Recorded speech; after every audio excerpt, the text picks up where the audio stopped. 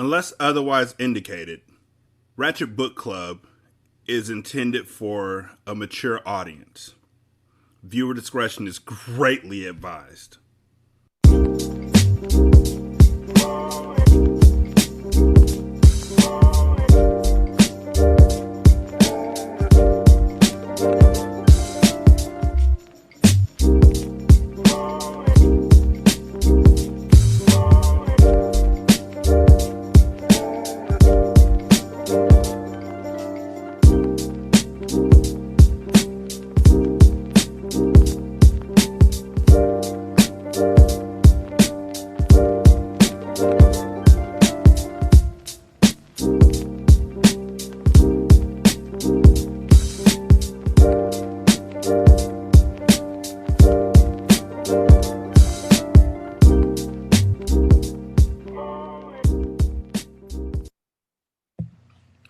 Welcome to Ratchet Book Club, where we read hood classics, good classics, and all things in between. I'm Derek. Today we are on episode. Welcome to Ratchet Book Club, where we read hood classics and good classics. I'm Derek, and today we are on part 3 of The Coldest Winter Ever by Sister Soulja. I just want to take time out to remind y'all before we go any further that if you have thoughts, you are always welcome to leave a voicemail at 916-633-1537. You can also send an email to wretchedandratchet@gmail.com. The reason why I want to make sure that I tell y'all that is because we are a book club. Like, yeah, I'm the one reading the books, but y'all are also participating in this club. And so I do want to get your thoughts on what you're feeling as we're going through this book. Today we have a voicemail that I'm going to go ahead and play. And then we are going to go into chapter 4 of The Coldest Winter Ever. In chapter 3, Winter sneaks out to Brooklyn.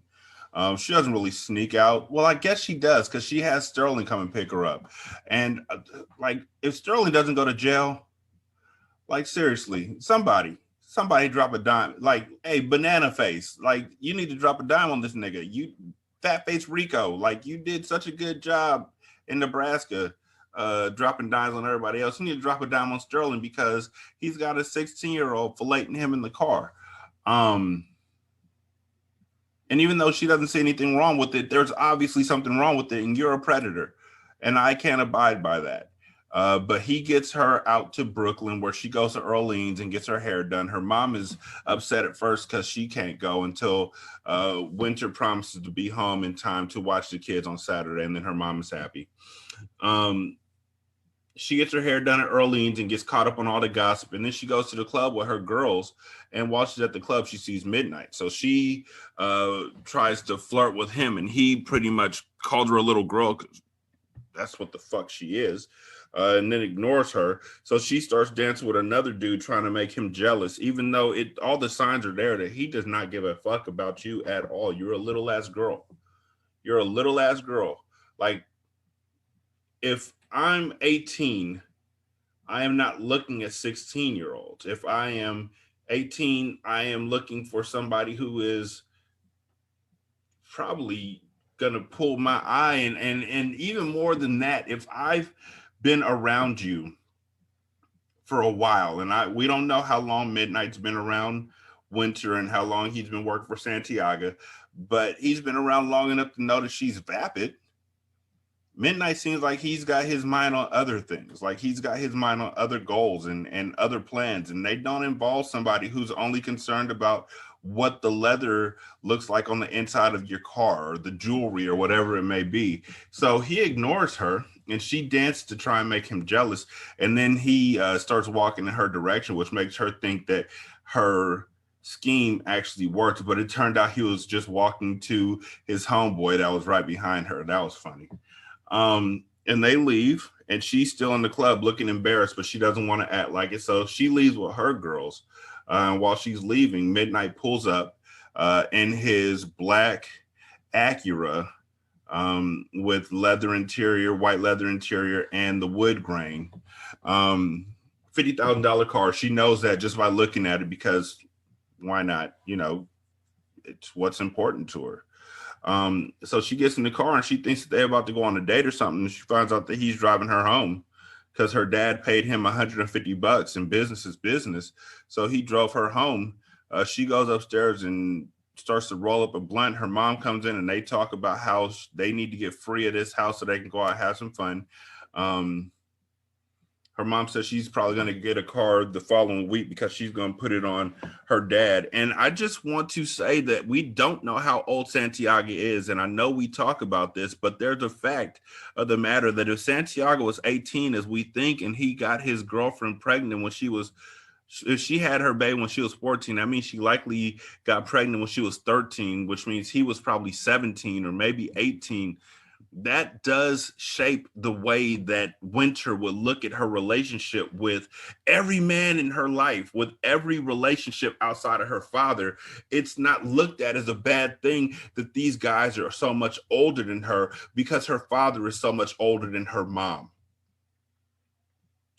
And so she doesn't see any issue in her doing these things with Sterling or her wanting to do these things with Midnight. And I'm grateful that Midnight has the maturity to be able to see that she is not what he needs in his life and to push her away.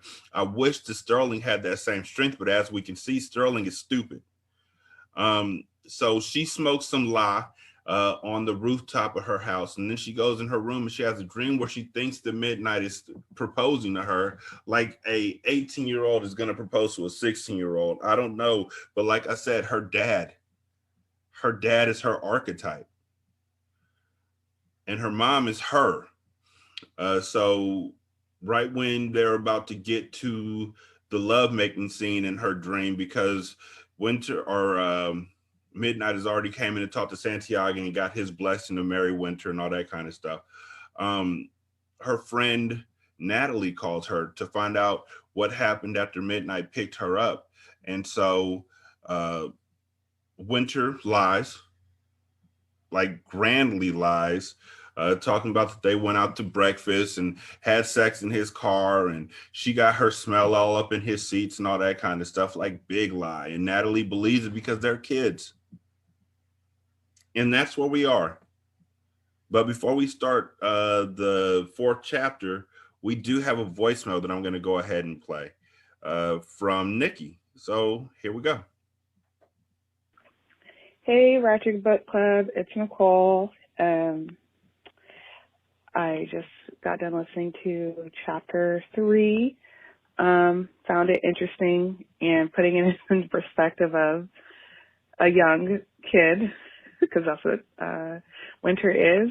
I'm not surprised that she's doing that with Midnight, like chasing someone that doesn't want her, because I think not all women, but we are, like, it's that assumption as women that, you know, that works, or like sometimes some women are taught that. Like, I know I wasn't. My mom was like, don't be chasing somebody who don't want you. You look stupid. That's what my mom always taught me. So it's kind of stuck with me into adulthood.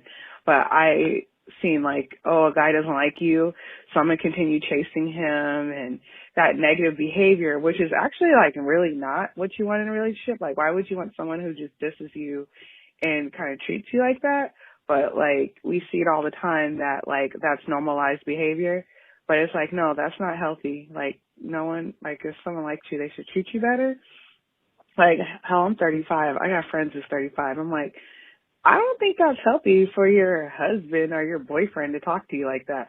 Oh, that's just how men are. Like, no, not really. You don't have to be talked to like that. But that's his love language. Okay, that's not a love language. But so I'm not surprised that she continues to chase Midnight, and how she's very, very extreme materialistic like her mother. Even the conversation with her mom, it's like, well, you the baddest bitch on the block, you fine looking and blah, blah, blah. And I noticed they never bring up personality. Like, someone's just supposed to put up with you because you're cute.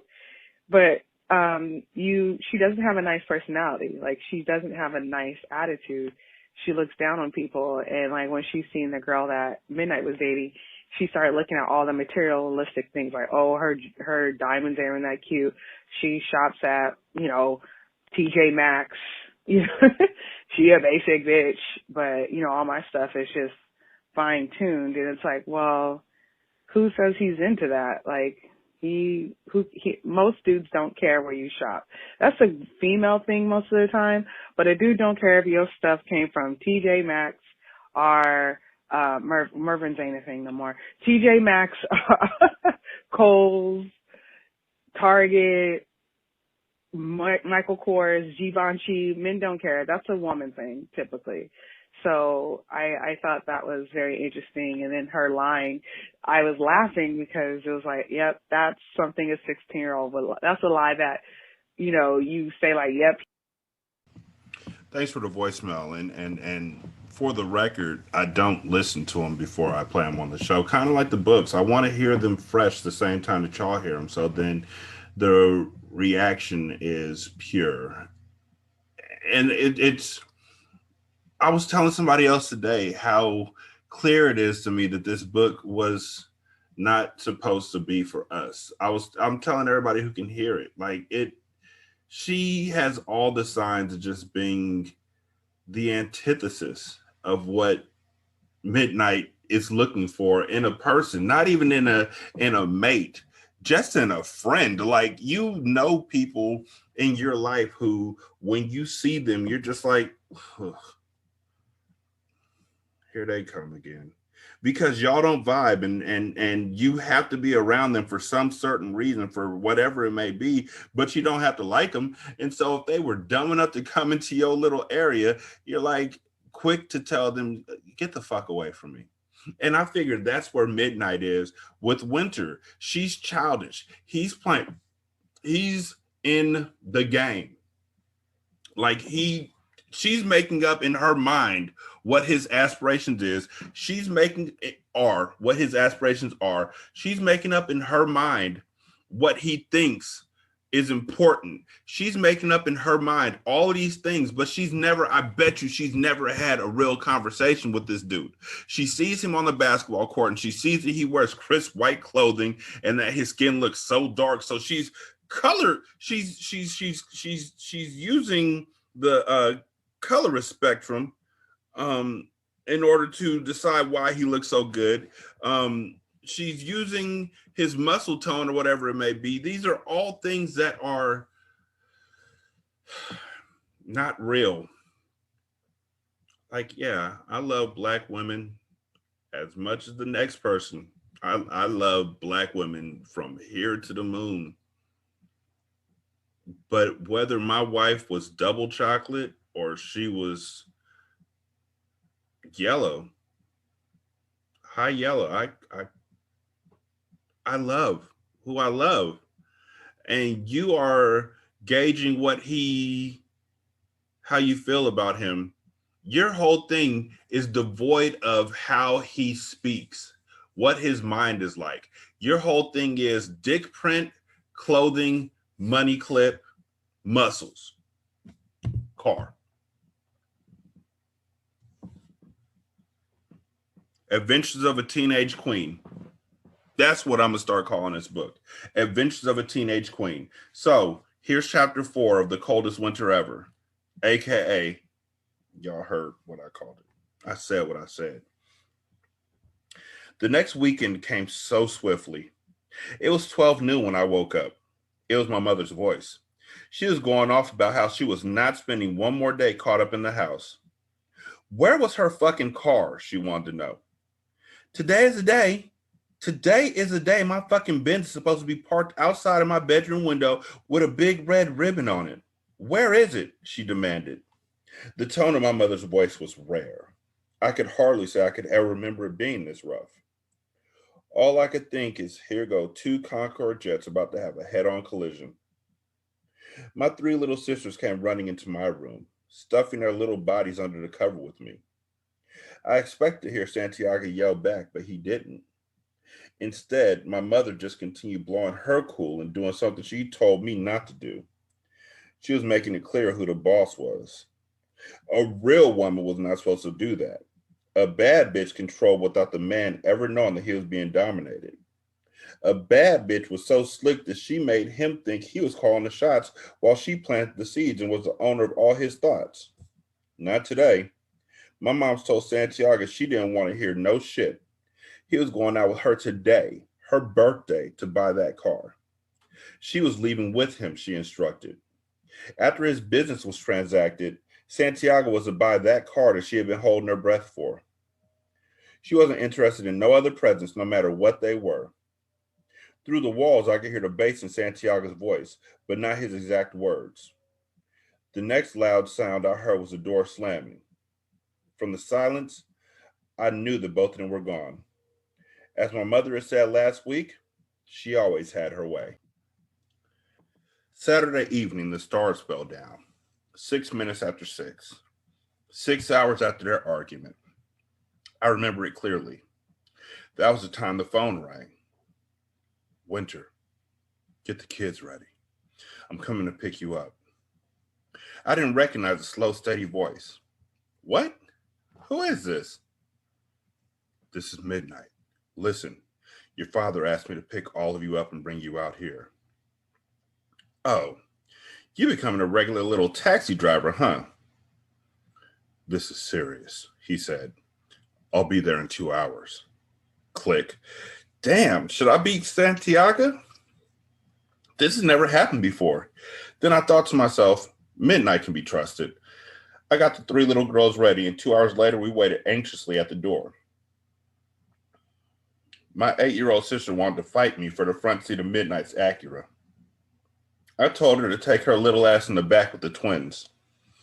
I wondered what could make her think she could ride in the front seat with my man. Hell, she probably already had a crush on him. Little girls start getting horny at a younger age every year. Where are we going? I asked. My heart was filled with all kinds of feelings. We have to rush. Just get in. I'll tell you when we get there. It's not for little girls to know. Midnight tried to fill the empty space with the radio. Other than the music, we rode in complete silence while one of my sisters tried to peel the last bits of sticky paper off her now or later candies in the back. Oh God, I thought to myself. I hope she doesn't suck the candy and leave it stuck to the side of the seat like she normally does.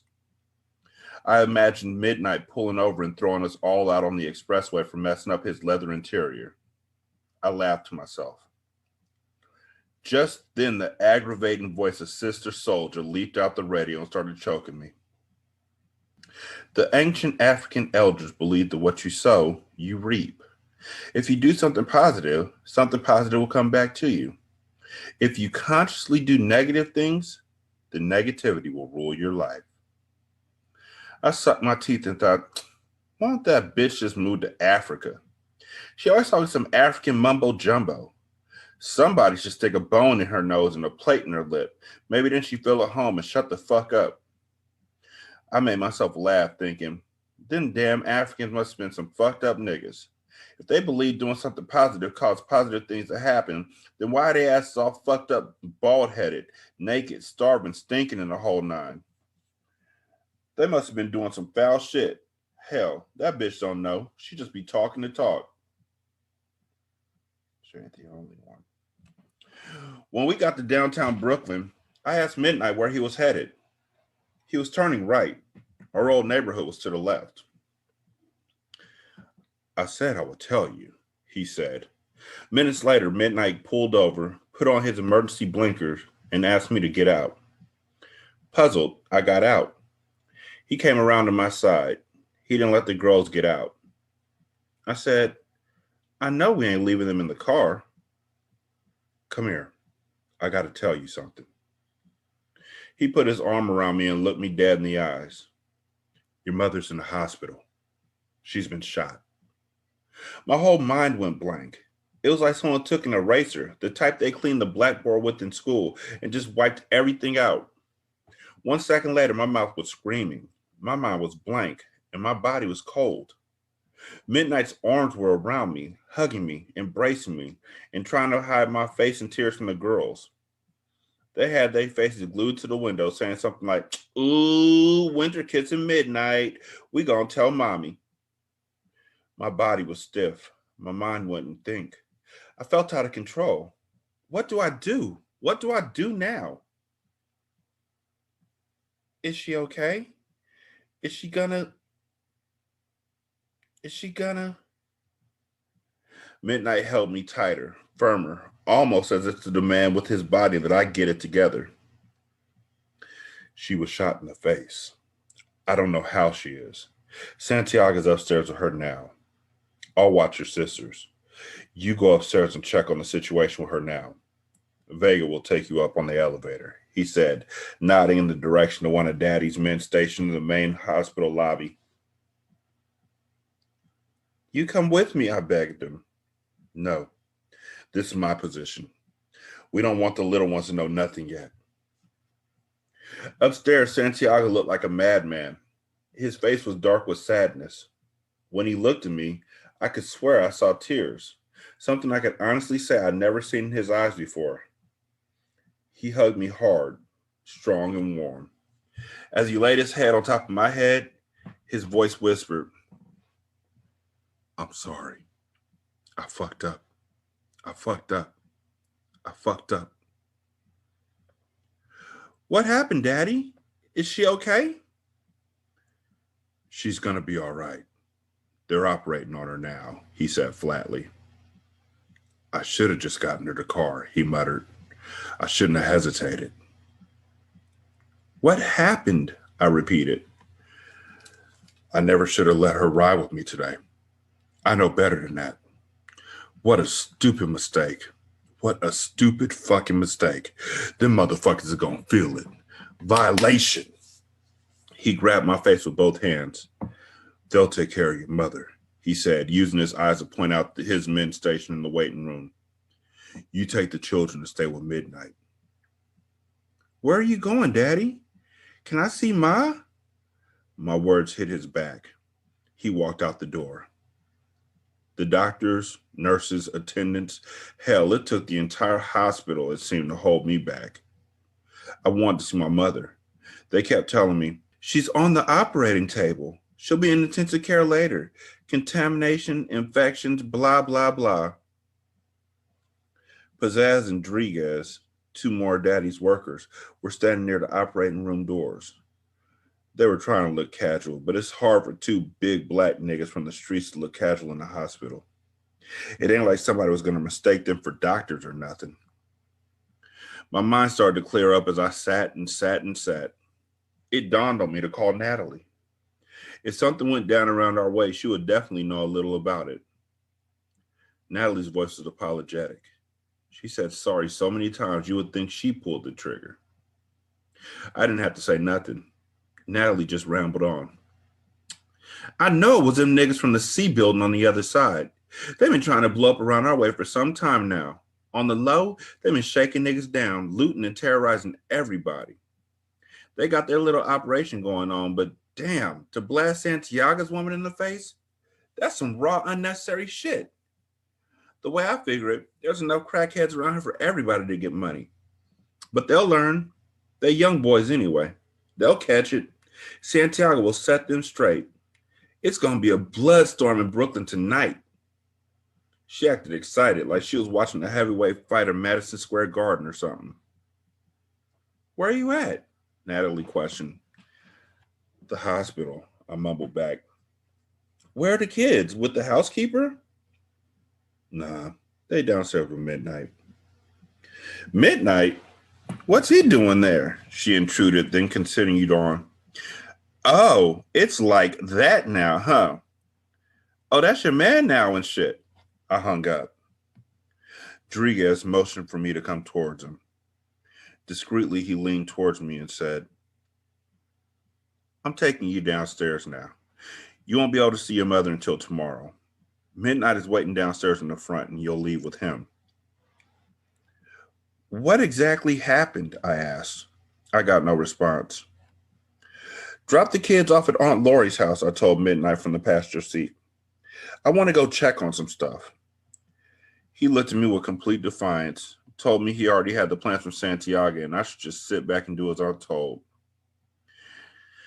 Just let me make one stop then, I said, figuring I needed to be on my Brooklyn block where the shit was jumping off at. I need to be with my girls ready to do whatever we had to do. That's the problem with all you women, Midnight said dryly, like he was 40 years old instead of 22. Nobody can tell y'all shit. You never want to listen. You never want to follow instructions. And then when the shit goes down, all the fuck you can do is cry. We crossed the state line into New Jersey.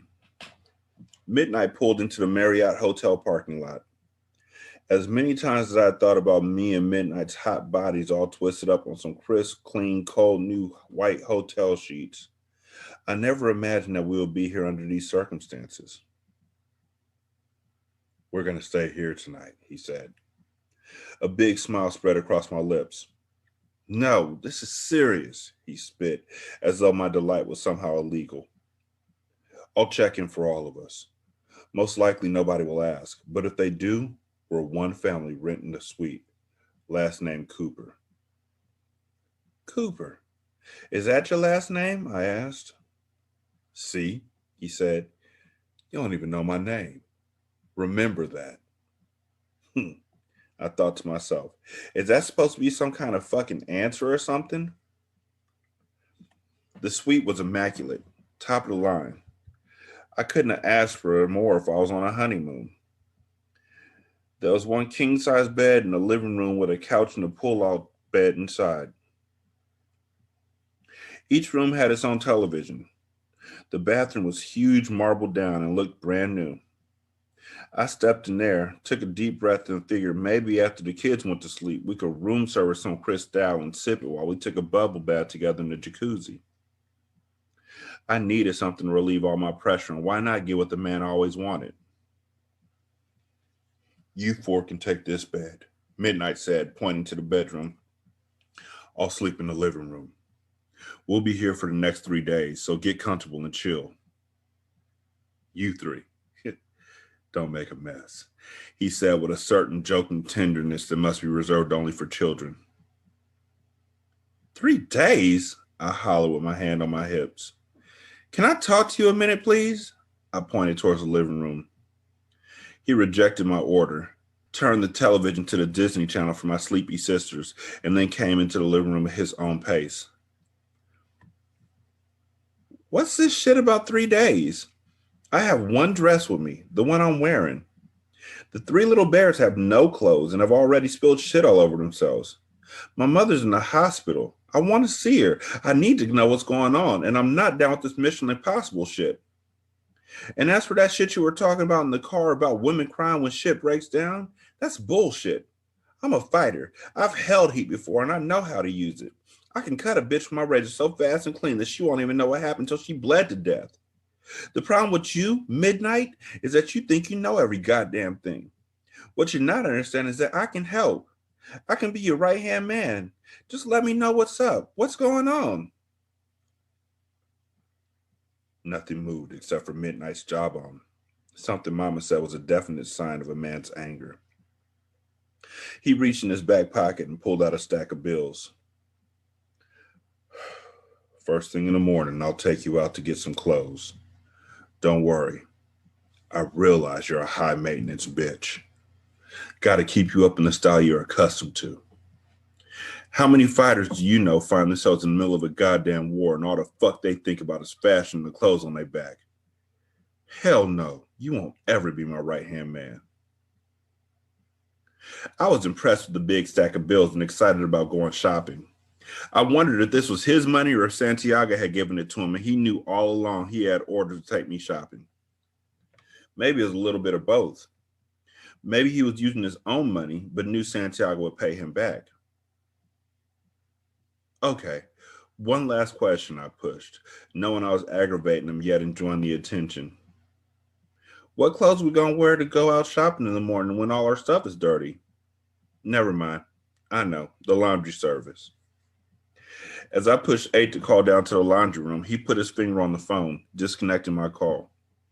With a muscular hand on my shoulder, he said sarcastically, think like you come from the projects. Take your clothes off and wash them in the sink. Hang them by the heater to dry. You do know how to wash clothes, don't you? The laundry service is closed now. It's almost midnight. After stripping the three bears and tossing their clothes into the sink, I put them under the sheets and blankets. I talked to them about the things we were going to do tomorrow and assured them that everything was okay. They knocked out to sleep one by one like clockwork. I slipped off my dress and stood checking myself out in the bathroom mirror. Thank God I listened to Mama's advice about always having on nice, clean, sexy underwear. If I was a tackhead, I could have got caught out here with some beat up drawers on my ass with a shit stain and a big old hole in them. Just a thought cracked me up. I peeled off my panties, undid my bra, and put them in the sink. I stepped in the shower and let the warm water turn hotter, steaming my whole body from the tension of my crazy day. My mind was downloading slowly. What about Mama? What would her face look like now? Would she have to get plastic surgery? Would her face be temporarily disfigured? What would Santiago think about her face?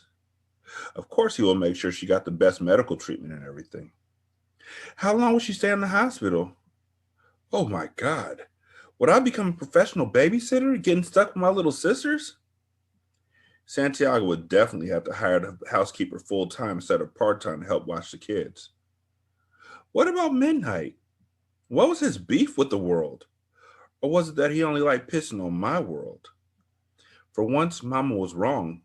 She told me that Midnight wanted me. She told me that only his fear of Santiago stood in the way. But that's not what I saw in his eyes fear. He never seemed fearful of anything or anyone. He just straight seems disinterested in me. Now he and I were forced together for 3 days like being stuck on a deserted island. If I was the last one on Earth, would Midnight turn me down? What the hell could he be thinking? Stepping out of the shower, I grabbed two towels, wrapped one around my wet hair and the other around my body. I swerved into the living room where Midnight had positioned himself in front of the TV. His dress shirt was open. Underneath, he was wearing one of those crisp white undershirts. I could see his gun on his waist, half tucked in his pants. My eyes slid down his legs. I could see another gun he held near his ankle. The blackness, the gun, his muscle structure, that white shirt, those white teeth, and his unfiltered anger was so seductive I had to try again to get with him. Do you want me to wash your clothes? I'm getting good at it now. No, that's okay, he said, without even taking so much as a look at me. I stepped over and into the chair opposite him. I'm tired, I said, stretching my arms slowly above my head. Go to bed then, he answered cruelly, as if he didn't want to be bothered. I picked up my legs and placed them on the arm of my chair. I was now going to become the freshly showered, hair wrapped, body wrapped in a towel ivory girl. I started playing games with my legs, repositioning them, opening them slowly, closing them slowly. I was making it possible for him to see the hairs on my pussy if he only wanted to. When I got excited enough, my juices would start to flow, releasing the scent of a willing pussy, definitely something he wouldn't be able to fight. Are you a homosexual, Midnight? Because if you are, that's cool. To each his own and all that good shit. He laughed a rare laugh, and without turning around, he said, go to bed, little girl. Little girl? Do these look like little girl titties to you? I stood up and released the towel, dropping it to the floor. I wanted him to see my 34D so he could take back his insult. I wanted him to see my whole body. He stayed stiff like a mummy, unaffected by my nakedness. And I mean, I was butt naked, standing in the middle of a hotel suite which was designed for fucking. Midnight leaned in, grabbed the remote, and started surfing channels. I'll see you in the morning, he said finally, like a father would. I sucked my teeth, picked up my towel, and returned to the bathroom. I washed, rinsed, and twisted the clothes as if they were the source of my anger, laying each piece out to dry separately, some by the heater, some on the shower curtain. I tiptoed into the bedroom, not wanting to wake my sisters. I grabbed one of the pillows from the bed and set my bare ass in a comfortable chair next to the bedroom window where I slept. In the morning, I used the hotel blow dryer, conveniently situated on the bathroom wall, to finish drying the damn clothes. I slid into my dress, hating the idea of repeating yesterday's fashion. Without a proper cleaning, the clothes were stiff and rough like cardboard. Brushing my hair into a French bun, I heard Midnight talking. I pushed open the door connecting to the living room. He abruptly ended a conversation he had been having on his cell phone. "What's up?" I asked. "Your mother is out of surgery. She's still in intensive care, but she's going to be all right. Montenegro and Ferrara are at the hospital now looking after her." "Yeah, right," I mumbled. "The first people I'm sure she'll want to see when she opens her eyes has to be the bodyguards." I rolled my eyes.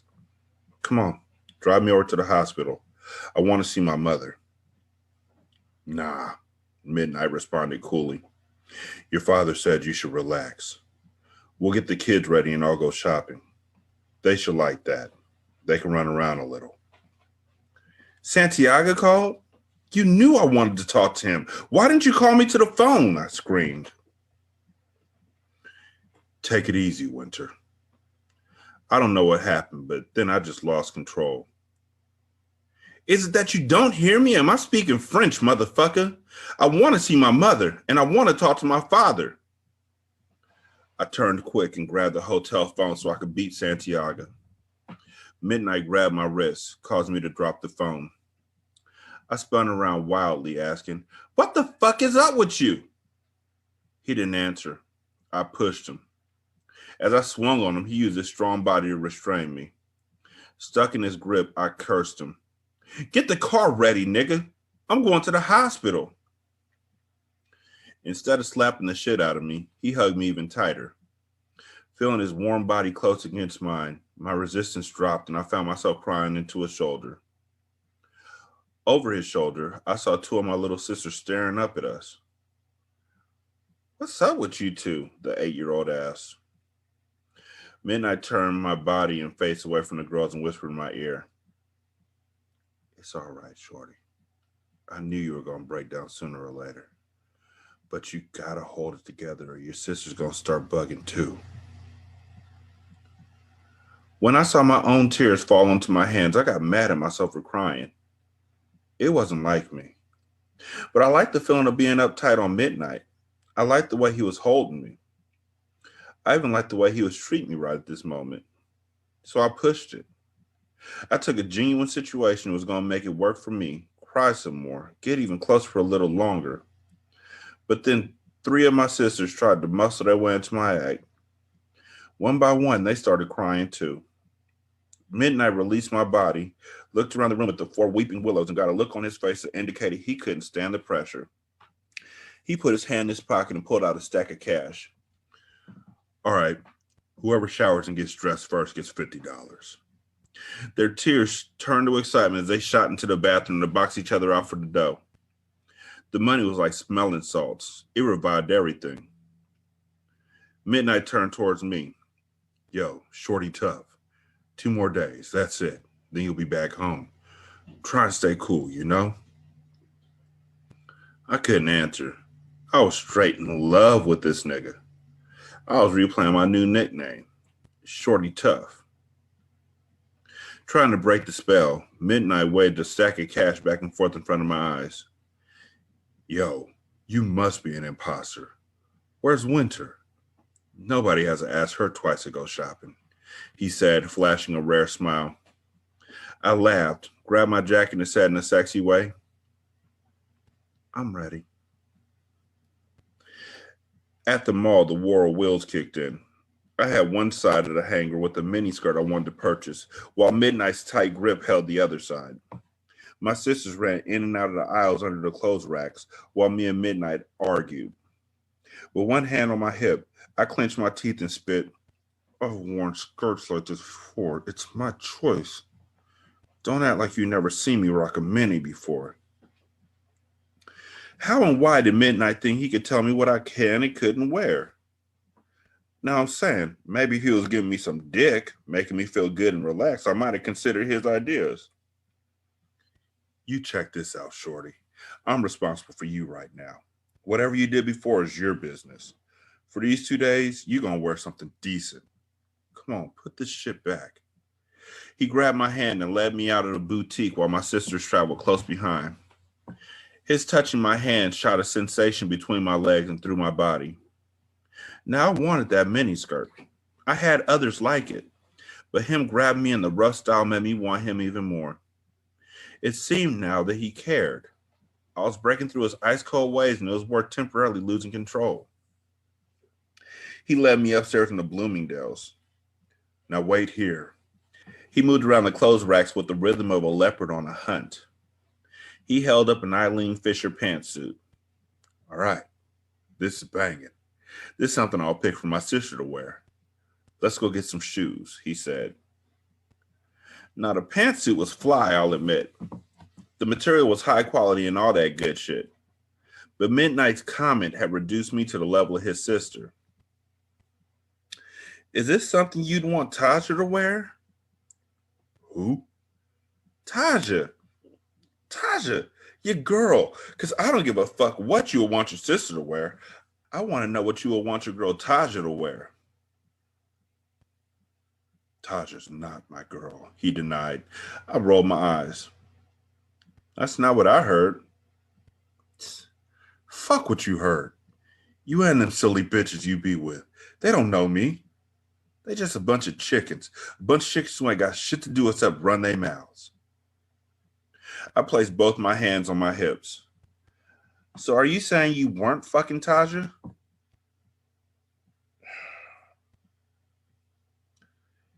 Is that what you want me to do to you? He asked. Fuck you and then talk about it with some other hoe? I weighed his words, thinking, is this like some kind of trick question or something? Yes, I did want him to fuck me. Hadn't I made that clear? No, I didn't want him to talk about me with some other hoe. I want him for myself. Was he calling me a hoe? Fuck it. Wear what you want to wear, he said, frustrated. I got all the things he liked for me. We picked up some clothes for the kids. We ended up in FAO Schwartz toy store. Midnight wanted to find me some games for these girls to play with to minimize their missing mommy and daddy. And most of all, to stop them from asking too many questions. The more fun they had, he figured, the less questions they would ask. When we were finished, we had so much shit we looked like a late Christmas. We had so much fun we had forgotten about lunch and had worked up quite an appetite for dinner. It was clear to me that Midnight was in control for now, so I didn't even ask where we were going to try and give directions. I just sat back and waited for him to take us to the spot of his choice. We went to the North American Lobster Company somewhere in Jersey City. I felt nothing but delight. The tables were big and round. Each one had a beautiful candle centerpiece with sexual flicking flames. The male customers wore white shirts and ties, placing their business jackets carefully on the back of their chairs. The women quietly talked to their mates, their faces soft and expressive. 100% class. There was no doubt that Midnight was as smooth as Santiago. He was made just for me. He lifted Mercedes and Lexi into their chairs and pulled the chair out for Portia. Do you have any kids, Midnight? Silence. Answer the question, I insisted. You ever see me with a kid? He asked, now aggravated. That's not the point. A lot of niggas got kids everywhere, but you never see them. Yeah, well, I'm not a lot of niggas. If I had a kid, everybody would know. I felt easy again. How old are you anyway? I asked, already knowing the answer. You starting to sound like the police. Not hardly, I said, smiling real sexy like. I'm 22. Without missing a beat and without being asked, I responded, I'm 18 in 3 weeks. He looked at me serious like, lying sure comes easy to you. You don't have to take a breath, blink, twitch, nothing. The lies just roll straight off your tongue. How old do you think I am? I asked Midnight. Portia jumped in. She's 16. She'll be 17 in January. I pinched her leg under the table. Back in the hotel room, we played Go Fish, Pity Pat, I Declare War, Old Maid, Candyland, Trouble, and Sorry before the three little ones passed out. Everything was less tense than yesterday evening, and for me, this meant an opportunity. Before I could organize my approach, however, Midnight grabbed the remote and clicked on CNN News. I got up and stood in front of the television. He had entertained the kids. It was time for him to entertain me. He got an instant look of disgust on his face. Why don't you go do something with yourself? Asked Midnight, annoyed. I glanced up towards the mirror to check my appearance. I looked good to me. So I asked, something like what? I don't know. What do you do? What are you into? My mind drew a blank. So what's up, Shorty? What's the answer? I smiled, liking the fact that he was playing with me. The answer to what? I asked. He shook his head as though I was frustrating him or something. What? Is there something you want to hear? Something I'm supposed to say? What? I asked you a question. What are you into? What do you like to do? My mind started clicking. I like to enjoy myself, I said with much attitude. What do you know about that, Midnight? I like to feel good, relax, get high, fuck, dance, shake my ass, and shop. I like to be turned on, and I love to turn another motherfucker on. What do you read? He asked. What's the name of the last book you read? I like movies. I like chilling with my girls. Matter of fact, if I wasn't stuck here with you, I'd have plenty of good shit to get into. What you gonna be when you grow up, Winter? Whatever. Maybe I'll get a job like yours, I said, cutting back at him and letting him know me and him were the same kind of people. I got plans, he said, going back into himself. Midnight went over to his leather bag, unzipped it, and said, Here, pick out a book or a tape. Do something with yourself. Just stay out of my way. The Art of War, The Wretched of the Earth, and The Judas Factor were a few of the books Midnight had in his case. They didn't look interesting to me, and I wasn't going to read some shit I didn't like just to get his attention. I went for the tapes. He had Sade, I'll Be Sure, Stephanie Mills, In Vogue, and Blackstreet. Mainly the old cool out shit. I snatched up his Walkman.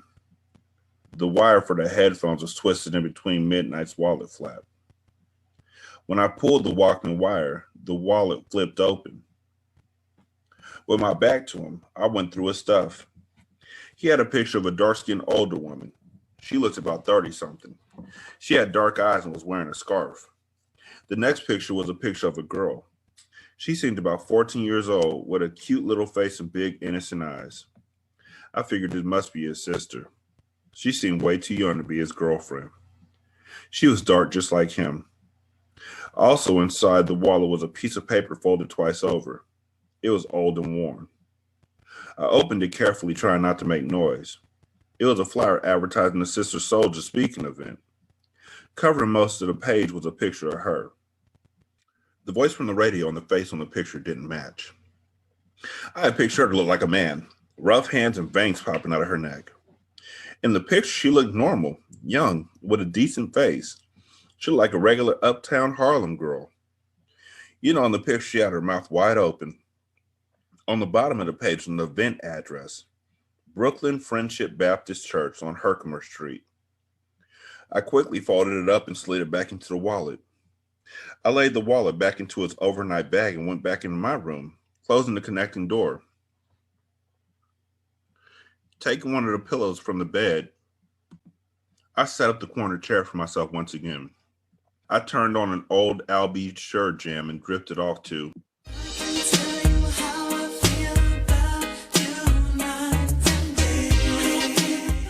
I can't say that I remember my entire dream from that night, but I do remember a vision of me and Midnight's children.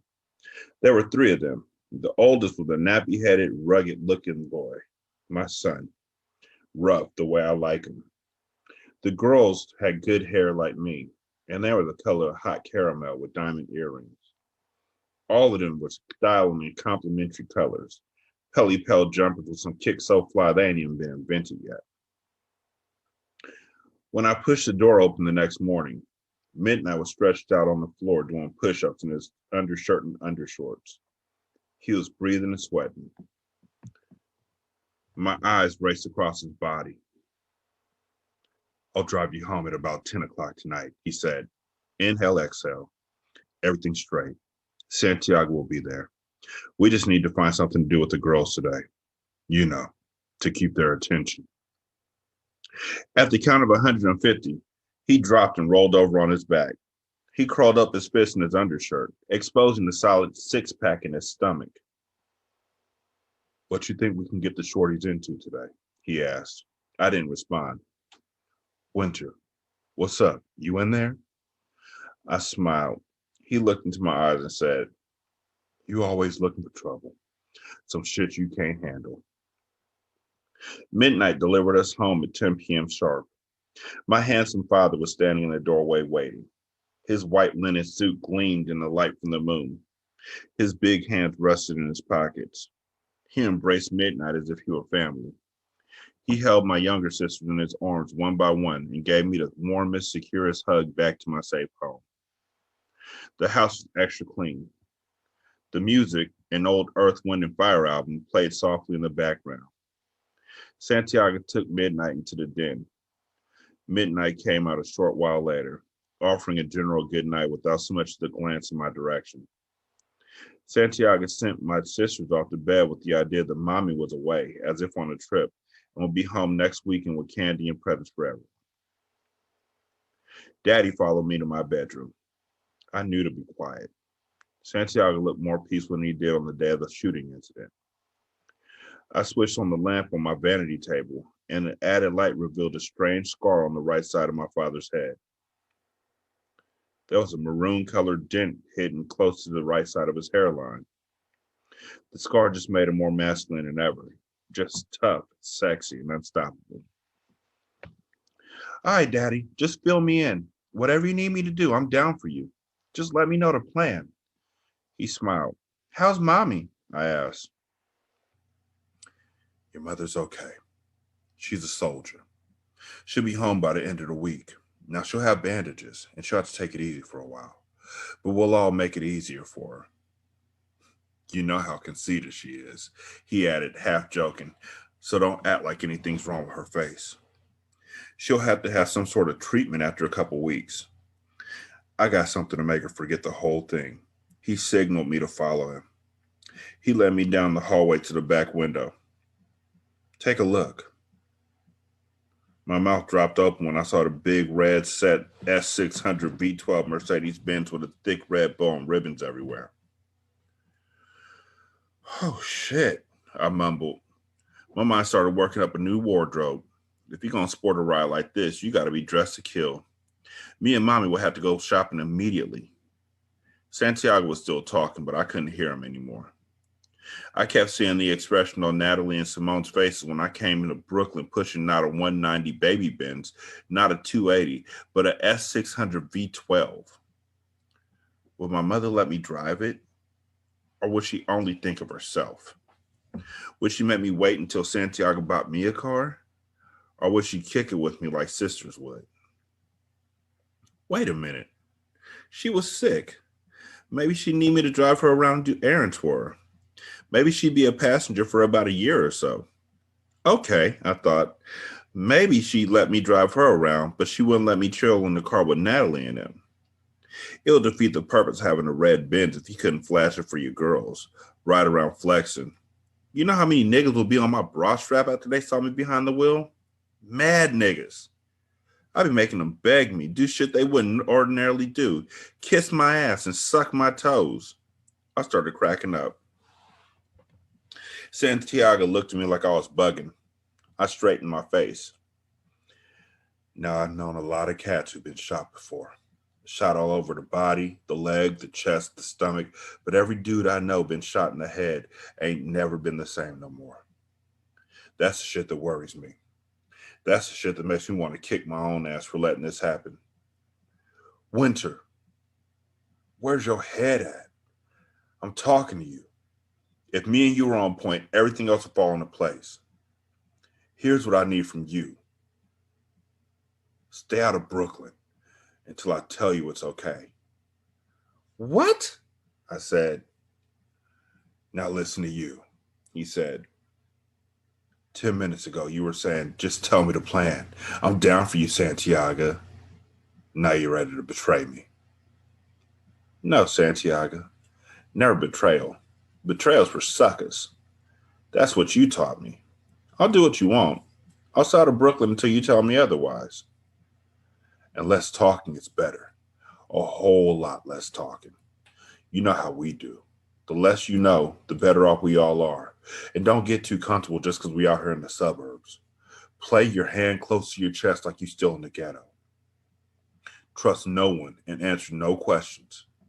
Don't give anybody our phone number who doesn't already have it. Now don't get paranoid. Just don't get sloppy. A long pause fell.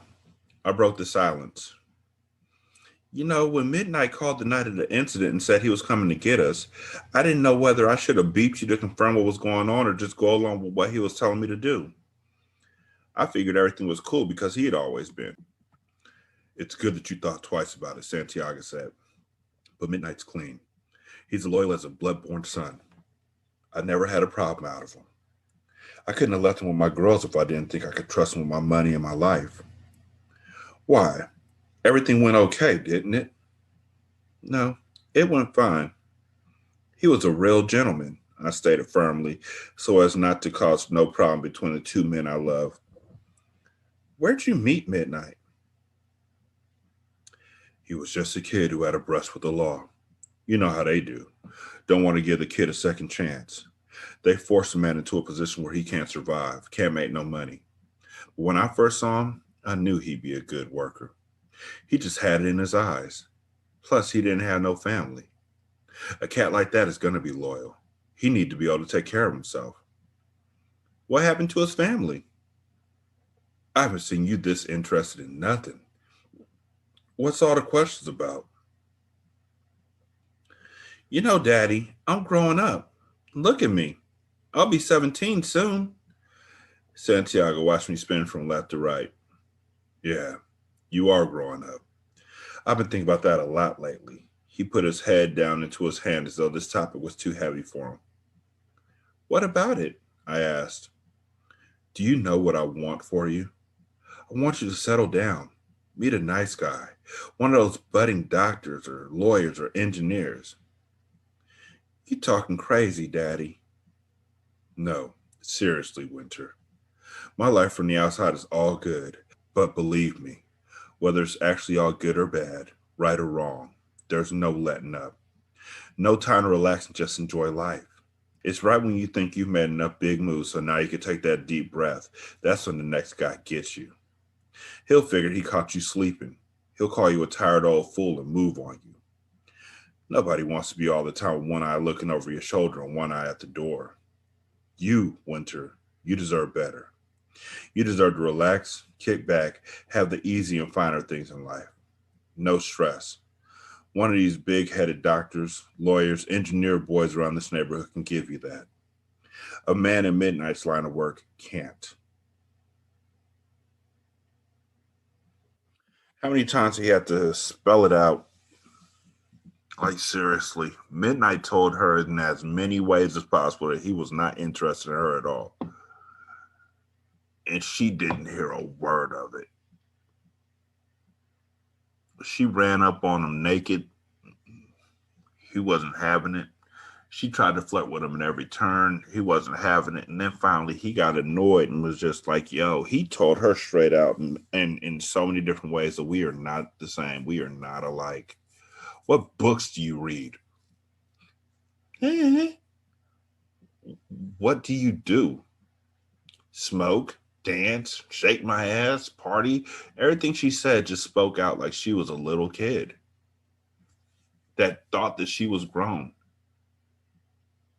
And it's strange hearing it. Like, he's 22 and she's 16, which means when she was 13, he was 19. Which means that when she was trying to pull her shorts up and all that kind of stuff to look cute when she saw him at the basketball court, he was 19 years old. She's been a kid. It's not like there's any closeness in their lives. It's not like there's any moment where this age gap wasn't an age gap. She's always been a little kid to him. And she just doesn't get it. She does not. Midnight is a good dude. The way that it's being written, it sounds like he's in a position where he had to do what he had to do to take care of his family, but he would take care of his family. She was like, do you have any kids? And he was like, if I had kids, you know. I'm not one of these leave your nigga or leave your kids with baby mama while I run the street. You would know. That's a real dude.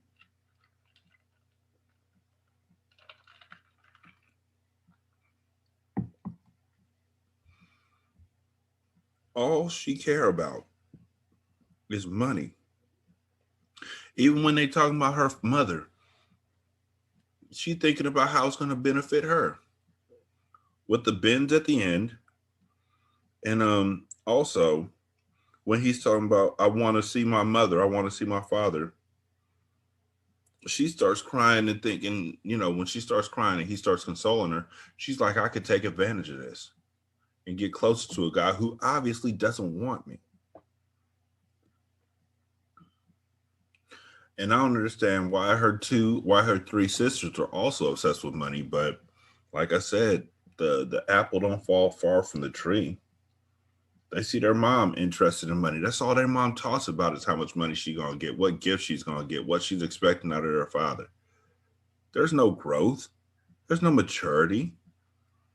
Her mom was an immature girl who met sounds like another predator who was a drug dealer.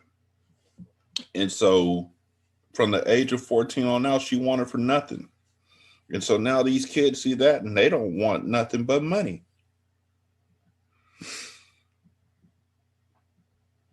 And he's right. Like, he ain't never said that he was dating Taja. Natalie said that.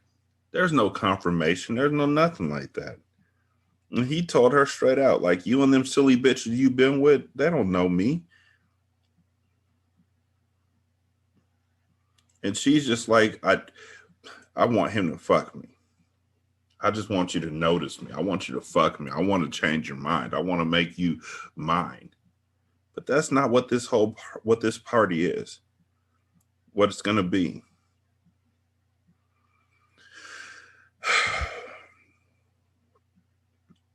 What do you like to do? What are you into? I like to enjoy myself. I like to feel good, relax, get high, fuck, dance, shake my ass, and shop. Well, what do you read? What's the name of the last book you read? Well, I like movies. What's the last book you read? Why is it that every time I turn on the news, you start talking? Like, we are not the same people. When are you gonna, what are you gonna be when you grow up? Literally, grow the fuck up. What are you gonna be?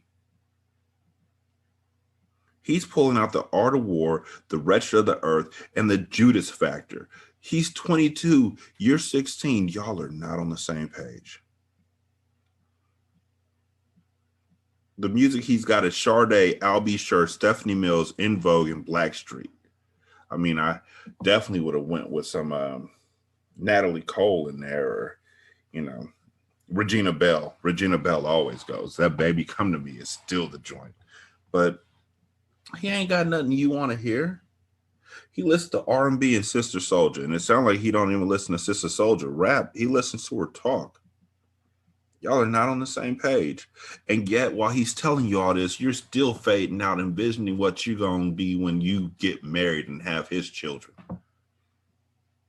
I want my kids to be a thug. Who the fuck wants their kid to be a thug? That is such a little kid thing to say.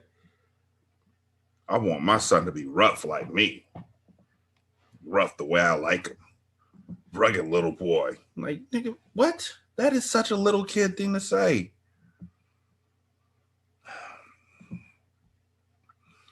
Her dad takes her and she's saying, all right, daddy, fill me in. Whatever you needed me to do, I'm down for you. Just let me know the plan.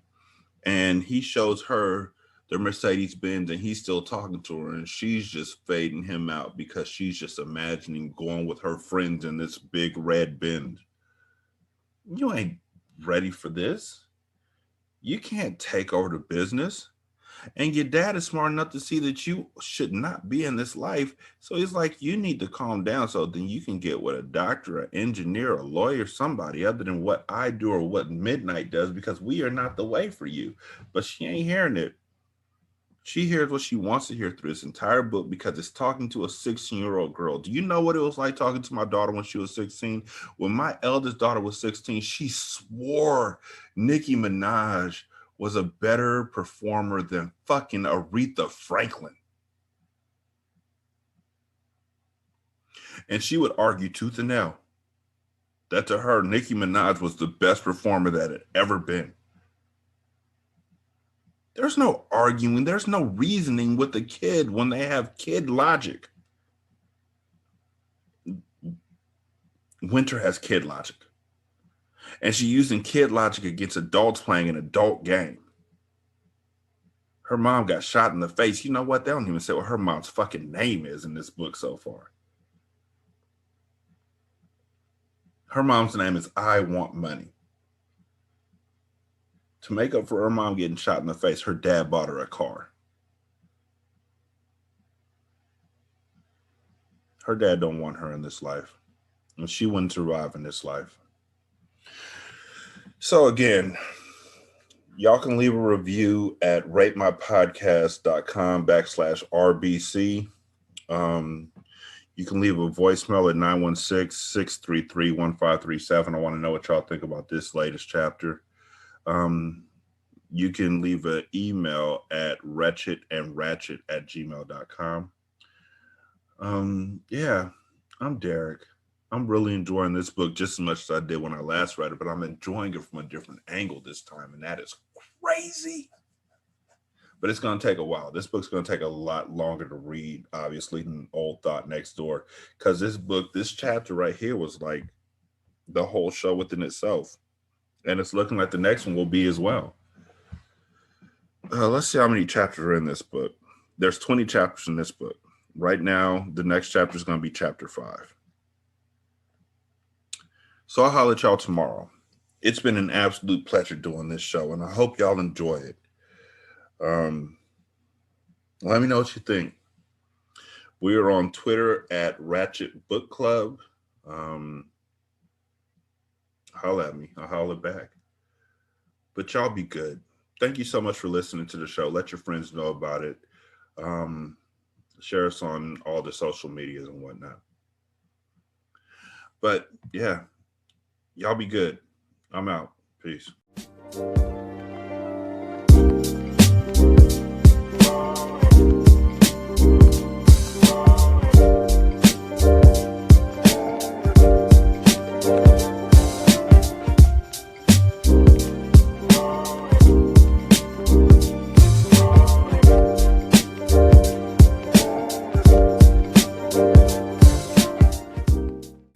The intro and outro to Ratchet Book Club is by That Kid Garan, and it's called Goodbyes. You can email him at tkgbeats94@gmail.com for more information on how to lease this beat. This is Single Simulcast.